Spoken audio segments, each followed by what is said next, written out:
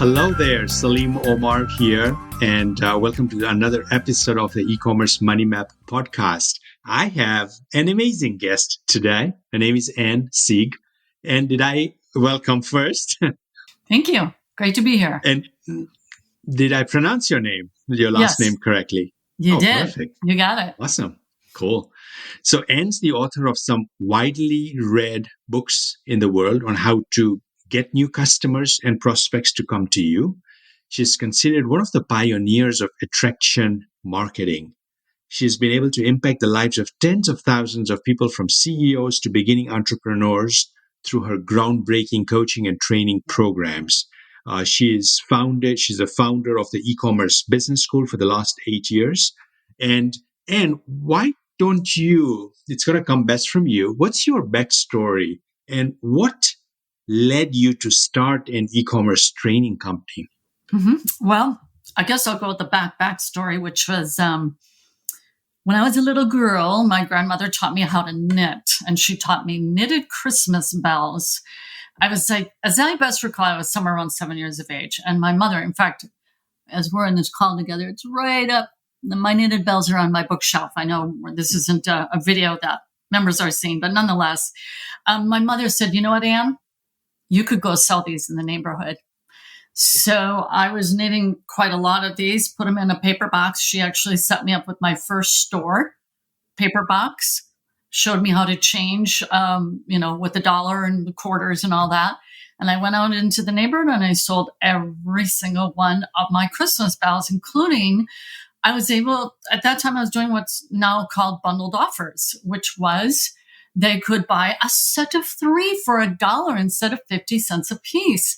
And so they could get a white Christmas bell, a red, and a green. And so I sold a lot of my package of 3. And I basically came home and voila, every single Christmas bell was sold.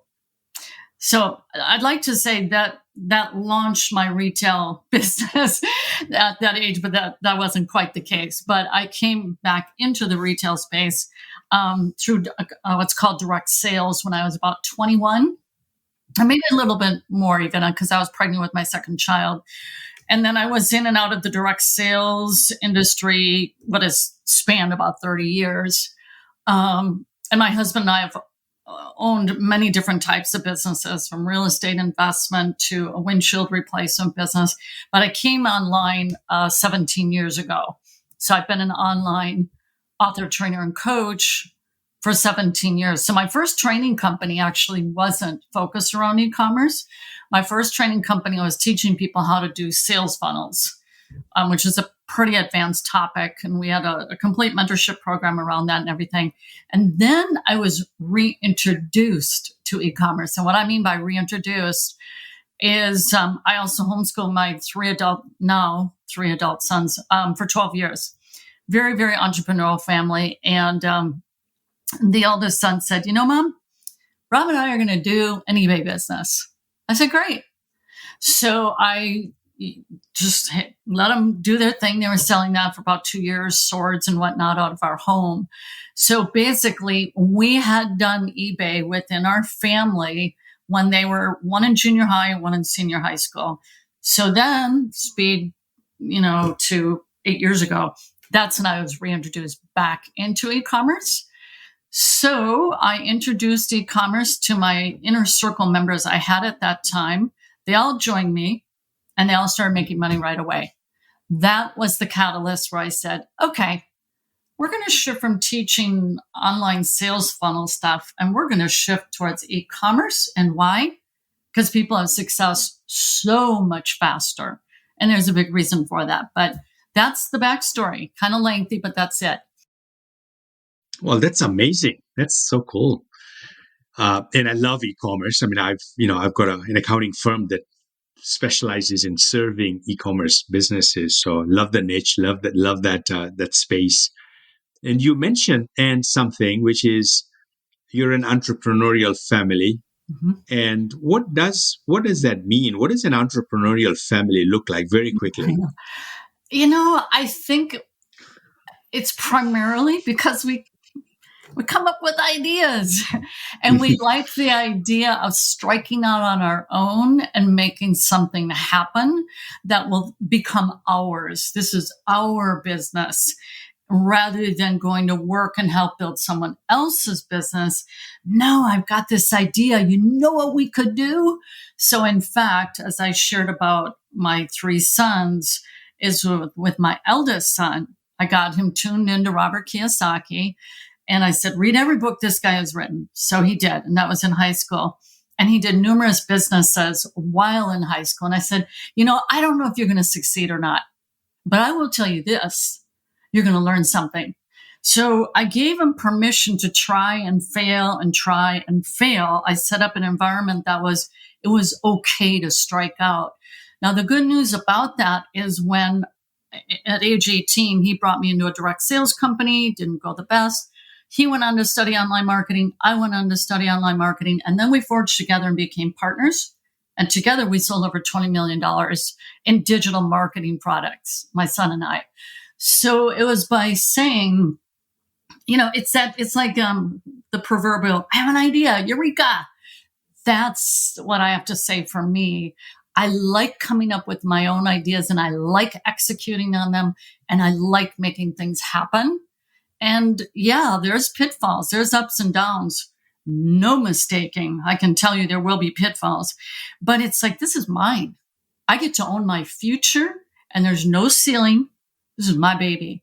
So that's kind of my heartbeat around it. And I'm not saying all 3 of my sons have become entrepreneurs, but I certainly love the entrepreneurial space because, I'm impacting one family at a time. And my firm belief is if we go back to our agrarian roots of the foundation of this country, we were mostly business owners. People don't realize that. Now, when you came into the industrial age, then we had the worker bees. Okay. That's more recent historical phenomenon. The greater part of history is that the bulk of people owned their own businesses. And back in the 1700s, it was farms. And those are businesses.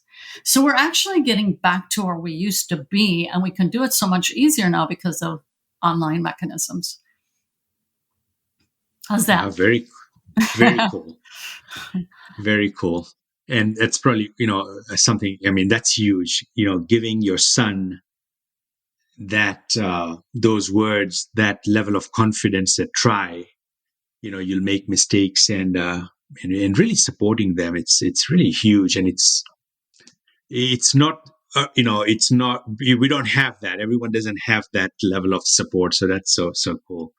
Now, and there's so many methods, right? We hear about different ways of growing an e-commerce business, making it profitable, systematizing it.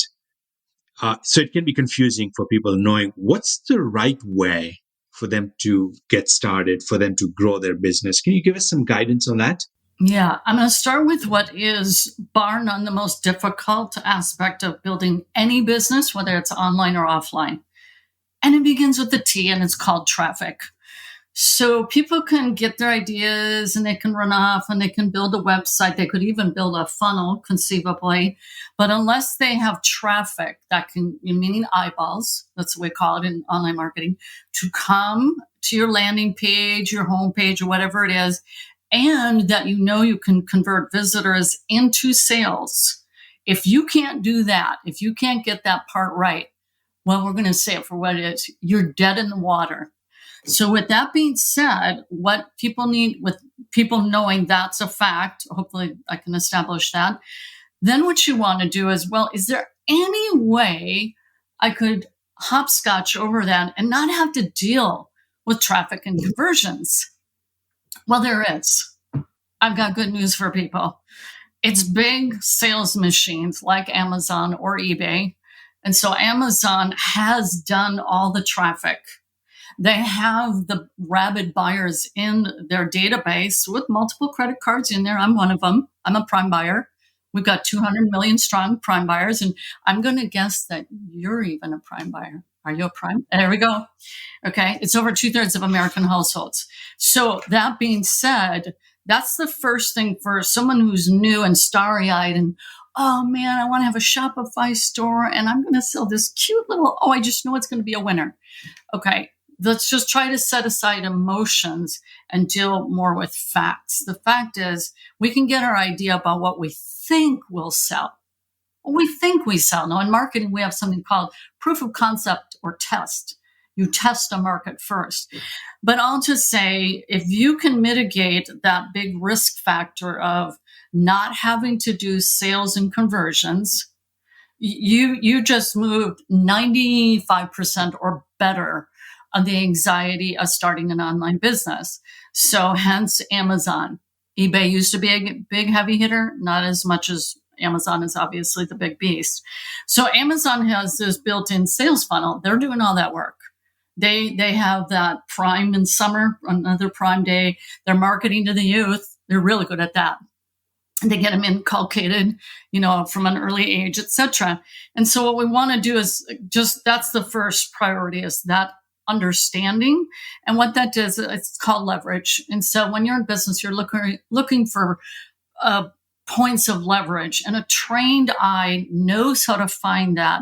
But an untrained eye is naive and unsuspecting, and you have no frame or context. So that's what I'm doing right here. Now, that being said, when you say, okay, that's great, Anne, but how do I even begin on Amazon? All right. So if you go in the space and you start doing searches, here's what's going to happen. You're going to get bombarded by, there's going to be the private label king or queen or prince, a number of them. And they've got the private label training. Oh, then there's the wholesale queen. Jiminy. Is this the right way to go? Then there's going to be the one-hit wonder from China. And there's a company that's where they hang their shingle is, we'll help you find your one-hit wonder from China. And on it goes. And so what these are called are different sourcing methods. And that's all they are. There's liquidation. There's print on demand. All those are different forms of finding products that you hope will sell. Okay? Now, you'll trip into a sales letter, and before you know it, you fall into their business argument and you go, yep, that's the one for me. I'm going to do the one-hit wonder from China. But you have no frame of reference. You have no one who's taking you by the hand and zooming it out, big picture, and saying, let me lay out the pros and cons for you and help explain so that you come in more informed, more educated, and less likely to make an ill-informed decision. That's what we do. And how are we able to do that? Because we've taught all the methods I just talked about, all of them. Liquidation, print on demand, going to trade shows, wholesale, private, the whole 9 yards, okay? So I'm going to give a metaphorical picture of a swimming pool. When you're little, you don't start at the deep end of the pool and try and do a triple back into the deep end of the pool. Mommy has the little toddler start in the wading pool. Well, that exists in the e-commerce sourcing space. You can come in at the shallow end, or you read someone's fancy sales letter and you jump into the deep end, and the deep end is Shopify. And you go, I love this. I can see it now. My beautiful Shopify store. I'm not saying those methods don't work. They just have far more risk. Okay. So the shallow end of the pool is arbitrage. And all that means is you're buying low and you're selling high for products that already exist. So there's very little risk as long as you know what are the variables that you need to know, and who knows how to best interpret those, the data points. That's who wins the game in business. Who knows what are the important data points? Who knows how to interpret them? And the fewer the data points you have when making a decision in business, the better. So you want, okay, there's 15 data points, let's just say, at the shallow end of the pool. But I guarantee you, if you're looking at sourcing from China, I have a son who lives in China. He's a sourcing agent. You've just gone to about 200 variables where things will go wrong. Right now, we have a bunch of ships out in the ocean waiting to unload at the port of Los Angeles. We got the supply chain issue going on. Anyways, that's where, a variable went wrong. Oops. That's a big oops, by the way. So what I'm saying is it's this metaphorical pool. And when you want to start at the shallow end, start where you've got the most likelihood of succeeding, not at the deep end where you have the greatest likelihood of things going wrong. Okay. Now that exists in any business model. And I'm just saying for e-commerce, that is the case. Now I'm going to zoom out one more step. So because we've taught all of these different sourcing methods, here's where we've seen people become overwhelmed and they throw in the towel. Because I'm going to be really frank, this is a big failure rate in any industry, but in online marketing there is, and there is in e-commerce. See, I'm one who goes, where's the point of failure here? Because I'm a teacher. Why? Let's study the student body, 9,000 student body we've had. And here's what we determined. After 8 years, actually it was 6 years, and we determined, we're like, you know what? The problem is they get overwhelmed with too many tasks in their business. They can't keep up with it all, and things start to fall apart. So we start at the beginning with, actually, you're going to start your business on day one with the easiest sourcing method, but we're going to help you get it automated. And people go, automated? You can't automate an e-commerce business. Oh, yes, you can. You automate it by use of software, and all software is it makes your job easier. It'll take 12 hours of work, bring it down to 15 hours. That's just an example. Then you're going to have team members who train and run these systems for you in your business. Now, how can I say this? Because all our trainers, that's what they have. They all have an automated business, and they teach and train others to do the same.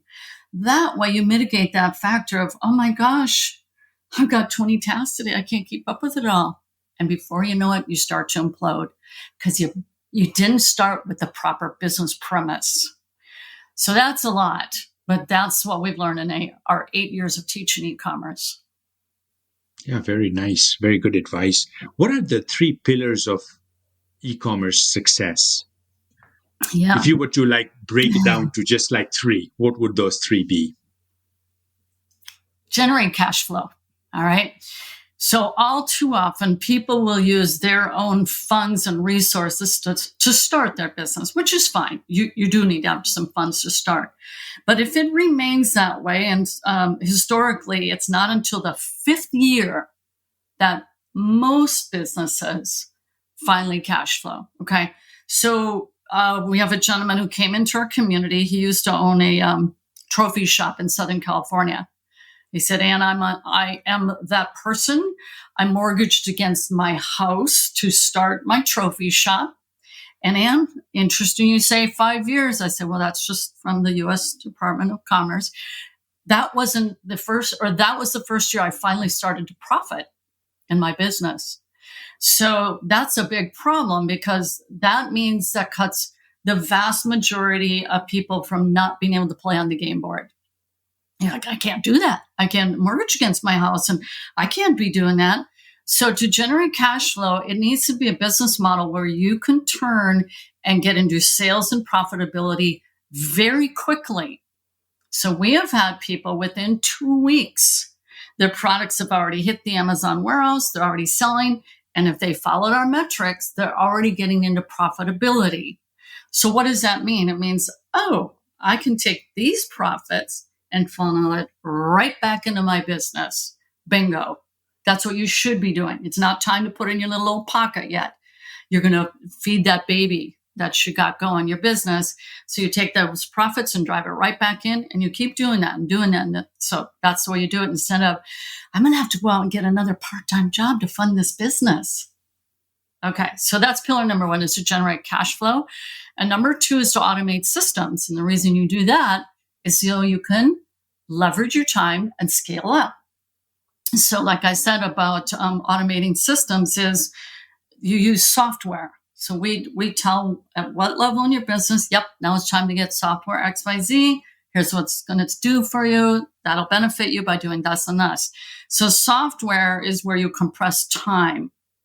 You could just say, I'm going to be a cheapskate. I'm not going to spend that $97 on that software. I'm just going to do it all myself. Well, most people would agree your time is money.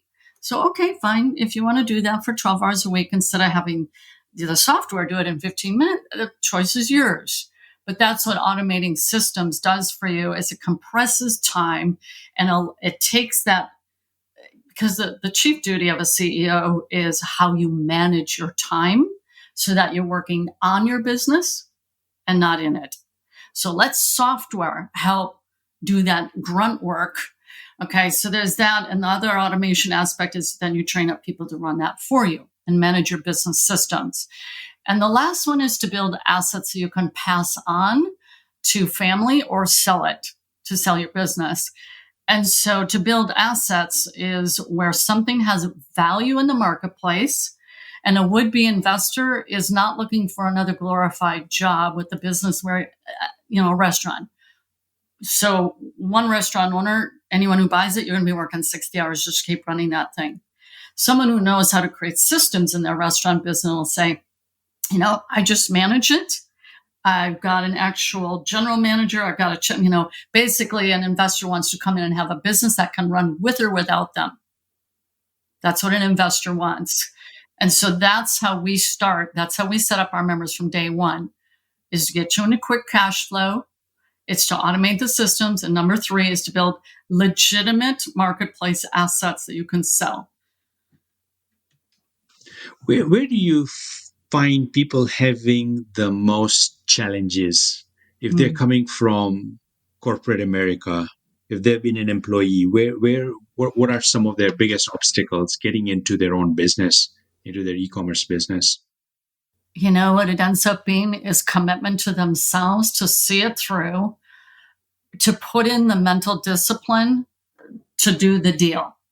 And it's a wonder to behold, because we have so many touch points for support, because we're more of a B2C in essence, because they haven't owned their own business yet. 70% of our people are. Those who have owned and operated their own business previously, this is a cakewalk. We do many student success calls and I've done this, and this of other businesses.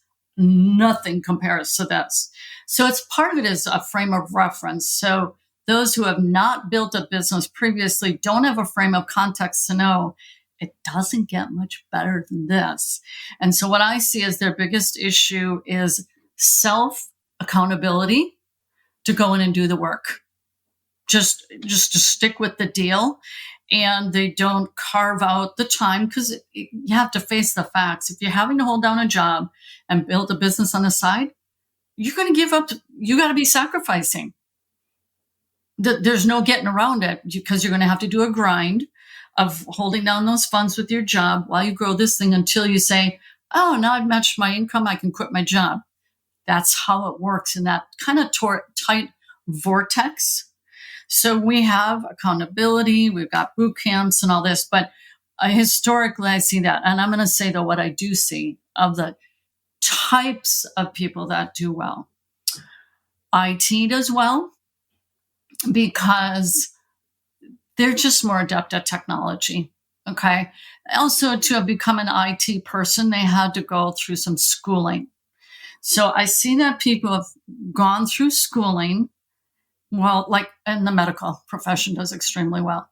I think the medical profession, in part because that's a data-driven industry, you've got to do the stats on the patient. You've got to evaluate the data. I've been in the medical industry. So that's what I'm surmising. The people from a medical background, they're very data-centric. IT, they've got that jump because they're comfortable with the computer. They can move adeptly and quickly. But if they don't have the wherewithal to go and fight for themselves and create a business, they've got to eliminate distractions, etc., they're just not going to make it. So you got to have some grit.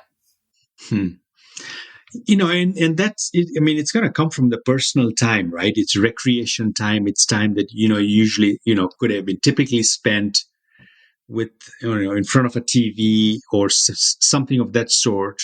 That's now to be allocated to learning about the business and doing it, right? Yeah. It's kind of like this. For parents who have had a baby, that baby, when it cries, you got to go take care of that baby. Even if it's at 4 a.m. or 2 a.m. or whatever, you got to go rock the baby in the cradle, so to speak. If you can think of your business metaphorically as a little baby screaming its head off, like when it's hungry, a little baby doesn't know how to articulate that other than screaming their little head off. That's all they know to do with a wet diaper. So I just tell people, it's just like a newborn baby. And if you've been a parent with a newborn baby, not easy, right? it's not easy. It's like, oh, I guess I can't go have fun with the guys tonight. Yep, Yeah. that sounds about right. Until the baby starts to mature and all. So it's kind of the same thing as if you have to sacrifice. And people who don't know how to sacrifice, it's just game over. It's not going to work. I'll say two things with what you just shared. I mean, business entrepreneurship is not right for everyone. Just because, there's opportunity and there is, all the upsides to it, it doesn't mean it's right for everyone. So I think everyone, each person needs to kind of recognize for themselves. Some people are wired to be kind of the 9 to 5 and goodbye, kind of, I'll see you on Monday kind of a thing. There is that, there is truth to that. And for those that do get into business, it is hard work. I've been in business for 25. I celebrated my 25th anniversary this year. It's the best thing there is because it gets you to be creative and to kind of your own thing, and all the joys, all this, the benefits that come from having your own business, right? So, yeah, I will say U.S. based. I mean, I'm just going to say it. There's a lot of tax write-offs. Did you say you are a CPA or? Mm-hmm. Yeah. Correct. I mean, so Robert Kiyosaki in his books, he says, hey, having a home-based business, there's write-offs. Granted, you have to treat it as a business. You don't just do it, some bogus kind of thing. The government, no. Doesn't work that way. They're looking for where's the work and now the profits are going to start rolling in, is what they're looking for. But all to say, I mean, there are really nice home-based benefits. Our business is completely virtual. We have a staff all over the U.S. We have a Filipino team. We have one member in Italy. And so, I mean, working from home, along came COVID. Nothing changed for us. Business as usual. Yeah, I've got a global team as well. It's pretty amazing. I've got, 3 people in the Philippines and so forth. So and I'm at home right now. Most of the time I'm in my patio in the backyard, and my neighbor's putting a swimming pool, so too much construction going on there. But I digress. This has been amazing, and thank you. The information that what you've shared is going to be really very useful to our listeners. A couple of things before we finish off. One is, how can people reach you, find you? And then my last question is going to be final words of wisdom. So let's go with contact information and so forth. Okay. So it'd be ecommercebusinessschool.com is our homepage. We have a short URL. It's joinebs.com as well. And that'll take you directly to our homepage. We have case studies. We have free training. We have a blog. You get to meet our team. We're 25 plus people on our corporate team and staff that delivers everything that we do. Also, all the social media channels. It's slightly different for Twitter, and I think I sent the show notes to you guys to put those in. But if they can go to our eCommerce Business School Facebook page, we have free training every Saturday called Saturday Morning Live. And also we do a weekly workshop, and that'll be in the show notes too, the link to that. Because what I see overarching in the online space is, whoa, I don't want to be scammed. I don't want to deal with another ripoff artist. And I've been here 17 years in the online space. I know it really, really, really well. I know the ecosystem. I get it. I know there's bad actors. I totally get it. But there are good people out there. So, but I do know that's a concern. So that's why we do the live workshop. And that's complimentary. We also do our weekly Saturday morning live every Saturday at 9 a.m. So people can get to know us, because that's what they're like. I want to make sure I can trust these people. So that's a big part of how we deliver. Awesome. Great. Cool. Final words of wisdom. Yeah. So it's this. Wow. I thought things were changing when I was homeschooling my 3 sons back in the day, and I was teaching them entrepreneurship and everything. Is basically my maxim would be is own your future. And so people go through life one of 2 types. Either life happens to you, like Eeyore in the proverbial Winnie the Pooh series. Poor little Eeyore the donkey. The cloud just followed him everywhere he went. And every time he looked up, it was raining on poor Eeyore. Okay, that's a choice. So some people go through life just keeps happening to me. Yeah, you and everybody else. Just saying. Or you're the one who makes life happen. And so when people come into my community and I do new member orientation, I'll say, you are now more in the driver's seat of your life right now than you can possibly imagine. So if people can just shift their mental focus from, oh, look, now look. I mean, we could all gripe all day long from morning till night.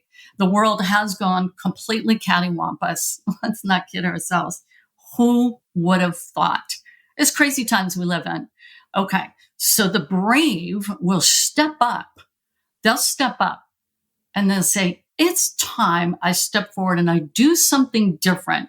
Because if you keep doing the same thing and it's not working, well, as they say, that's the definition of insanity. Then strike out and do something different. Make life happen.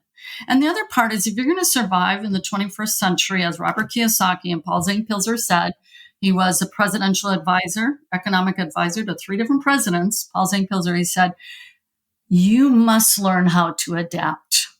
And if you can't, well, then you die. Okay? I mean, we have to be real here. The world did go on its head. I have a son living in China right now with this insanity. We can't even see each other. It's 3 weeks of quarantine if I tried to get in over there. All to say, we got to own it. We got to own it. And then there's a nice quote I'll leave. It's from Basil King. And he says, be brave and mighty forces will come to your aid. See, just like animals know, dogs, horses, they can tell when someone's scared. And then they can tell when someone's brave. And we have to buck up. And I always say that it's just all of this is just a test of your character and find out what you're really made of. So every time that little bump in the road comes along, it's just a test. You get to find out what you're made of. You go weenie mode. Can do that, correct? Go weenie mode. Oh, look at it happen again. Or you go, you know what? I'm going to be brave. I'm going to be brave. And then things just start coming to you, like that saying, when the student is ready, the teacher arrives. So that's what I would impart. Oh, that's lovely. That's really good words, good advice, good interview. And thank you so much. Greatly appreciate you. You continue doing the good work you're doing in the e-commerce community. And thanks for being here. My pleasure. A lot of fun. I just want to encourage people, go out and own your future. Cool. Thank you. Take care. Thanks for listening to the eCommerce Money Map podcast. If you'd like to hear more episodes, you can find them at ecommercemoneymap.com or on your favorite podcast directory. Don't forget to like and subscribe. If you want to learn more about the eCommerce Accounting Hub, visit ecommerceaccountinghub.com. Thanks for tuning in. We'll see you next time on the eCommerce Money Map podcast.